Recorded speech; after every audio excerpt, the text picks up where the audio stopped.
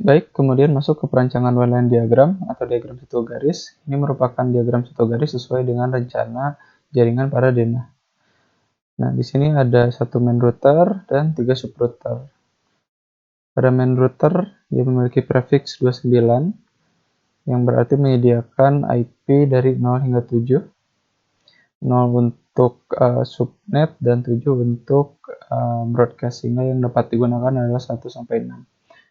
Kemudian di sini ada subrouter 1, dia memiliki prefix 28 yang artinya menyediakan IP dari 0 hingga 15. 0 untuk subnet dan 15 untuk broadcast, sehingga yang dapat digunakan adalah 1 sampai 14. Karena diasumsikan pada lantai bawah host yang akan terhubung pada jaringan 21 ini sebanyak 10 sampai 13 pengguna.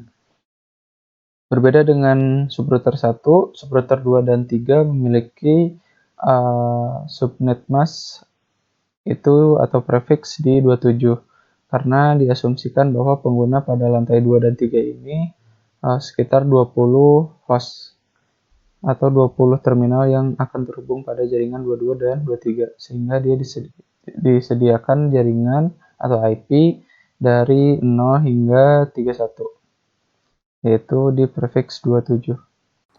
Assalamualaikum, saya Rian Muhammad Jibril dengan NRP 15/2021-064. Saya akan menjelaskan denah penempatan perangkat jaringan. Layanan internet menggunakan modem fiber home tipe HG6145F. Router utama menggunakan TP-Link tipe WR840N. Berikut merupakan hasil pengukuran kabel. Lantai 1 modem ke router dengan panjang kabel 1849 cm. Dari lantai 1 ke pangkal kabel lantai 2 sepanjang 300 cm. Dari pangkal kabel lantai 2 ke router sepanjang 856 cm. Masih di lantai 2 karena perangkat didistribusikan menggunakan switch, jadi membutuhkan kabel antara switch ke router sepanjang 56 cm. Dan switch sampai ujung kabel lantai 2 580 cm. Dari ujung kabel di lantai 2 ke pangkal kabel di lantai 3 membutuhkan kabel 300 cm. Dari pangkal kabel lantai 3 ke router sepanjang 632 cm. Total kabel yang dibutuhkan sebenarnya sepanjang 4573 cm. Kemudian ditambah 25% standar untuk melebihkan panjang kabel dari total yang dibutuhkan, yaitu sepanjang 1143 cm. Jadi total pembelajaran kabel UTP sebanyak 5716 cm. Semua perangkat terhubung ke jaringan menggunakan router tenda wireless, jadi tidak perlu kabel untuk menghubungkan perangkat ke jaringan. Sekian penjelasan mengenai denah dari saya. Untuk penjelasan selanjutnya akan dilanjutkan oleh rekan saya. Terima kasih. Wassalamualaikum.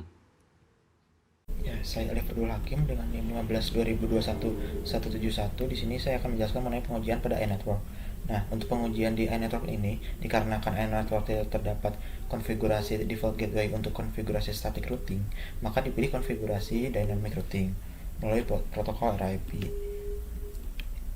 Nah, untuk pengujiannya itu bisa dicontohkan dari laptop 2 ke modem ADSL. Nah, dari laptop 2 ke modem ADSL ini pengujiannya itu pertama itu nge-command prompt dari si laptop 2-nya. Nah, setelah itu nge-ping dari laptop 2 ke subrouter 2 dengan port yang di 2, yaitu 192.168.221. Setelah berhasil, maka ping lagi ke main router yang terdapat port 2, yaitu ping 192.168.21. Dan terakhir itu nge-ping ke modem ADSL dengan port 1, yaitu ping 192.168.01. Nah, maka kan hasilnya terdapat MAC table dari sub backbone dan MAC table dari main backbone. Untuk sub backbone sendiri itu MAC dari si laptopnya sendiri dan dengan subrouter yang di port 2. Untuk MAC table main backbone itu isinya itu MAC dengan subrouter 2 yang terdapat port 1 dan main router yang di port 2. Oke, mungkin segitu penjelasan dari saya. Nama saya Muhammad Arsamin Rohim. Saya akan menjelaskan konfigurasi main router dan firewall di Red Hat. pertama kita konfigurasi ETH0 dan ETH1-nya menggunakan perintah sudo v etc sysconfig network script fcg ETH0 dan ETH1. Dan kita akan masukkan IP address kita, subnet mask, dan lain-lain. Nah, terus kita setting default gateway main router kita dengan melakukan modifikasi file etc sysconfig network. Lalu kita menampilkan hasil konfigurasi yang sudah kita lakukan tadi dengan menggunakan perintah ifconfig. Ini sudah terlihat init address, broadcast, dan subnet mask-nya. Selanjutnya untuk perintah route untuk menampilkan routing table-nya. Selanjutnya ini untuk konfigurasi IP forwarding dan firewall dasar menggunakan perintah echo kutip 1 ProSys net IP4 conf al forwarding. Di sini ada perintah post routing juga untuk melakukan pemetaan. Nah, ini adalah hasil dari konfigurasi IP forwarding. Menampilkannya dengan perintah sudo iptable min t not min l. Di sini ditampilkan chain free routing, post routing, dan outputnya. Ini selanjutnya pengujian setelah ini masih yang tadi sama, destination-nya sudah ada. Nah, ini untuk konfigurasi firewall tambahan untuk subrouternya menggunakan perintah sama kayak tadi, echo 1 ProSys net IP4 conf al forwarding. Di sini banyak perintah-perintah untuk melakukan pemetaan. Selanjutnya ini konfigurasi hasil dari konfigurasi pengujian firewall-nya.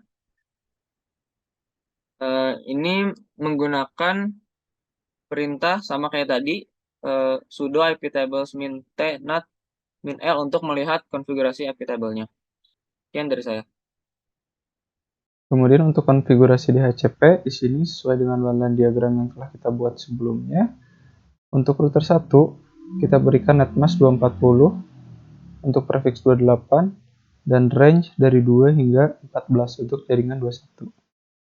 Kemudian untuk router 2 dan 3, kita berikan netmask 224, dengan range 2 hingga 30 untuk jaringan 22 dan jaringan 23. Saya Muhammad Farhan, NRP 15/2021-176. Saya akan melanjutkan tentang konfigurasi mikrotik.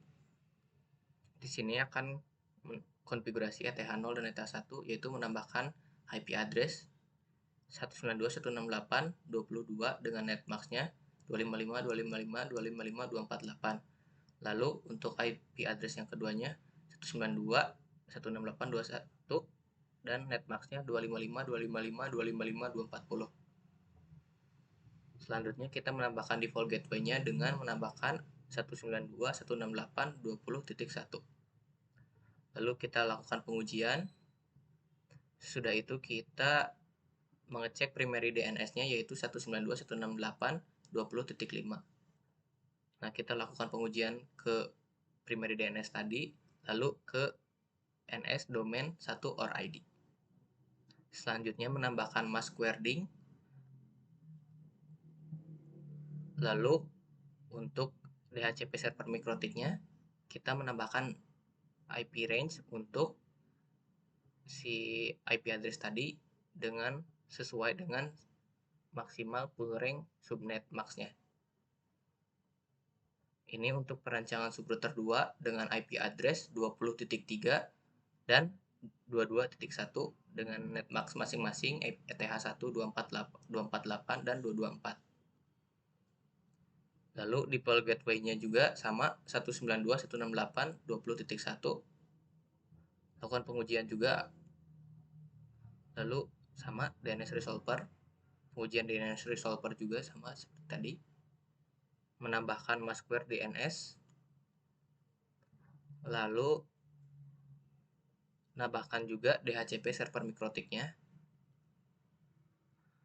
Nah, di sini juga kita harus mengenablekan si DHCP-nya. Sudah itu kita mengkonfigurasi untuk yang subrouter 3 dengan IP address 20.4 dengan netmax 248 dan address 23.1 dengan netmax 224. Lalu menambahkan detail gateway-nya yaitu tadi 20.1. Lakukan pengujian. DNS resolver-nya sama. Pengujian ke DNS resolver-nya juga sama. Maskware DNS-nya juga sama. Nah, ini untuk DHCP server mikrotiknya sesuai subnet max-nya. Full range-nya yaitu dari 192.168.23.4 sampai ke 192.168.23.30.